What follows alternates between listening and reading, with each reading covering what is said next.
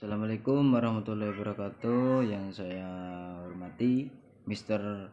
Fikri Farikin, SPDI, yang saya taati dan yang saya takdimi.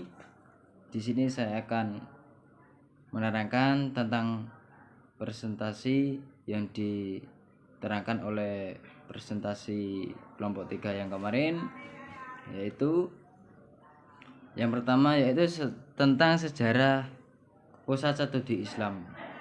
Uraian tentang sejarah pusat studi Islam diawali dari zaman awal kelahiran Islam.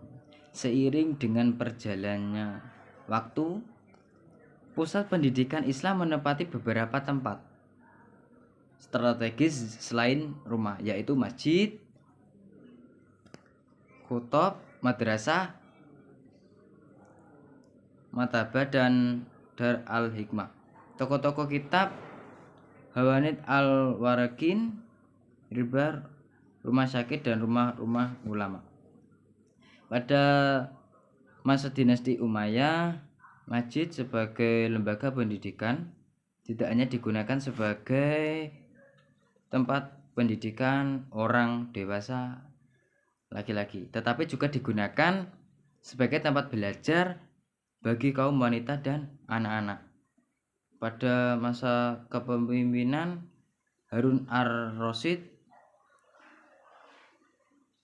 tahun 213 sampai 233, salah seorang khalifah dinasti Abbasiyah, kebudayaan dan peradaban mengalami kemajuan pesat dalam segala bidang, terutama dalam bidang pendidikan, administrasi, pemerintah, ekonomi, dan politik. Setelah dunia Islam mengalami masa keemasan dan kemajuan dalam bidang pendidikan dan kebudayaan, setelah mengalami kemunduran, umat Islam mengalami masa kehancuran. Pada permulaan abad ke-19, umat Islam mulai menyadari kelemahan dan kemunduran kebudayaan dan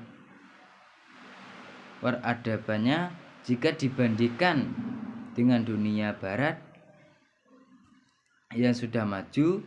Oleh sebab itu, pada masa ini bidang pendidikan mulai dibangun kembali oleh umat Islam dengan adanya reformasi yang dicanangkan oleh Muhammad Ibnu Abdul Wahab, antara lain menganjurkan kembali pada Al-Quran, hadis, masa hidup Rasulullah SAW, dan masa Khulafaur Rasyidin. Yang kedua yaitu studi Islam di negara Muslim. Nizamul Muluk telah memelopori pusat-pusat studi Islam pada abad ke-5 Hijriah, yaitu dengan dibukanya madrasah perguruan tinggi Al-Azhar 972 Masehi di Mesir, dengan perguruan tinggi Kairouan 85 Masehi di Maroko lebih tua dibandingkan dengan perguruan tinggi Oxford 1163 Masehi, seperti 209 Masehi di Inggris, Sorbonne 125 Masehi di Perancis, Tübingen 1477 Masehi di Jerman, dan Edinburgh 1582 Masehi di Skotlandia.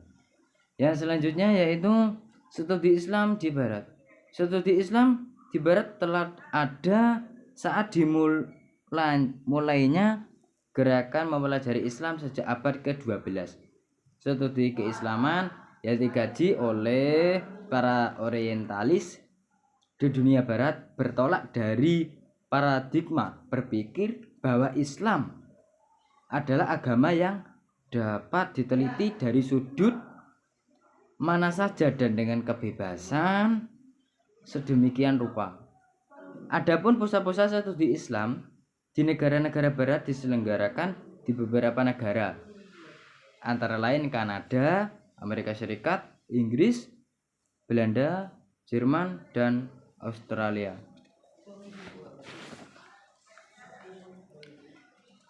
Yang selanjutnya yaitu kritik terhadap studi Islam di Barat.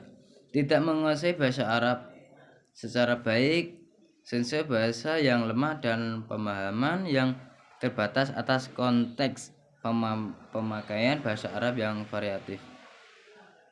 Yang kedua yaitu orientalis Barat sangat memegang teguh doktrin mereka yang tidak boleh dikritik, bahkan sampai ke tingkat fanatik buta. Yang ketiga yaitu banyak kajian orientalisme yang berkaitan dengan kepentingan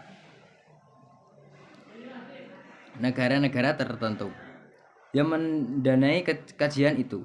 Yang keempat yaitu tokoh lain yang pernah menyinggung kritik terhadap studi Islam di Barat adalah Azumarzi Azra.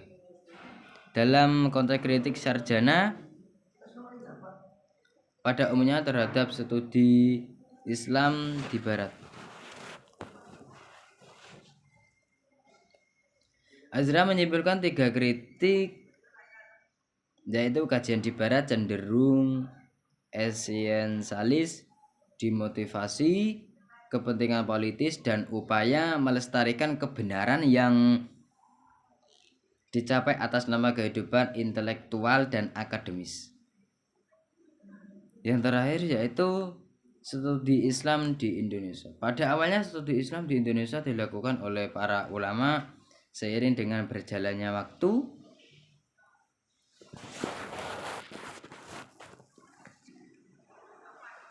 institusi pendidikan Islam berkembang sesuai dengan perkembangan sejarah Islam. Sistem pendidikan dan pengajaran madrasah pada awalnya merupakan hasil kumulasi dari transformasi pendidikan yang diselenggarakan di masjid maupun di musala di masyarakat.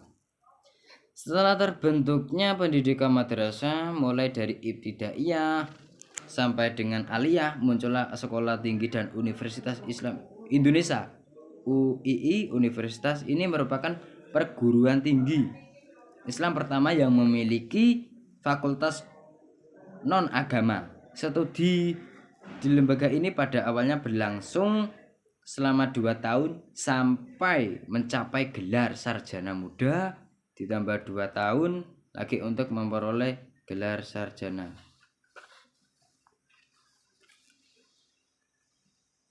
Cukup sekian yang bisa saya presentasikan pada malam hari ini.